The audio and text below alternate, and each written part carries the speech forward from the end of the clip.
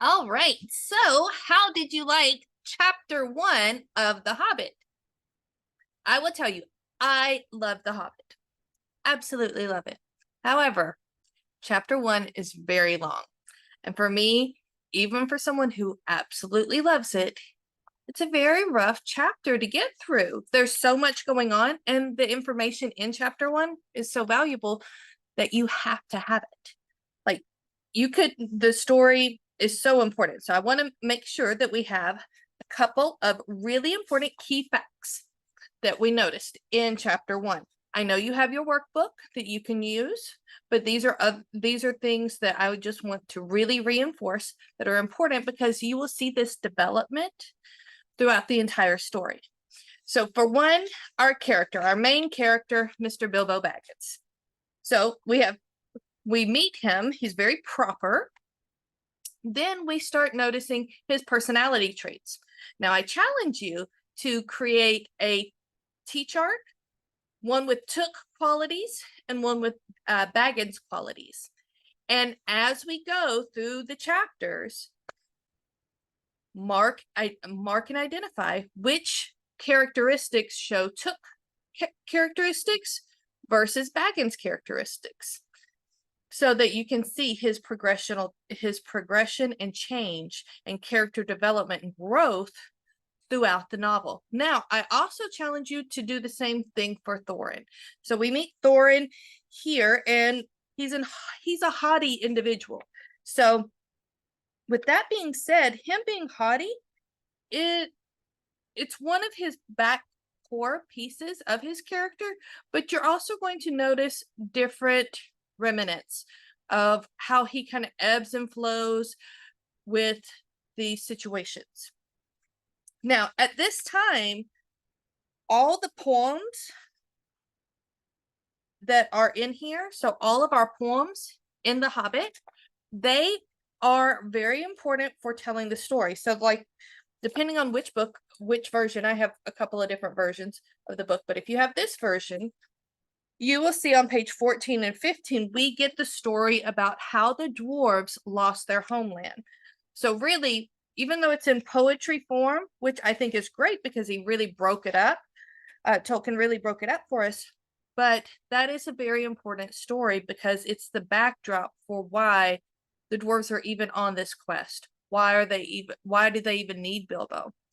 Also, did you pick up on the note about why they needed a 14th member? Because you have to remember, back in the day, 13 was a bad omen. It's a bad number. Even now, you will see certain floors, there won't be a 13th floor. There's a lot of superstition around the number 13. So with that, you will see that that's why it was imperative that they got another member. Now, did you notice who is and who isn't part of the company? Gandalf is not part of the company. We've got 13 dwarves, and Bilbo, which we know he is, otherwise we wouldn't have this novel, accepts the challenge of being a burglar, that he will have this as well. So that will make a total of 14. Now, another important fact with this, keep in mind, Bilbo is at the very beginning of this story, this chapter, he's very proper and precocious and, that's just above, that's beneath me. But what is his job supposed to be? How is he supposed to help the dwarves? He's there to help them. His title is burglar. Now, for someone who is very prim and proper, do you think that that's a great title? A title, if it was a Baggins or a Took, that'd be something more on the Took side of things, because they're the adventure seekers. And they had more money. Even though the Baggins were respected, they didn't have as much money, but they were more respected in Hobbiton. So, or Baggin, which Baggin is specifically his house. There are several little nuances throughout this chapter, but it's a great chapter where we really get the meat and potatoes of the characters. We find out about Gandalf. We see Bilbo's temperament and how the dwarves see Bilbo at this point. At this point, they don't have respect for him. They don't really even want him on this journey with them. They're like, I don't think so. This can't be the dude.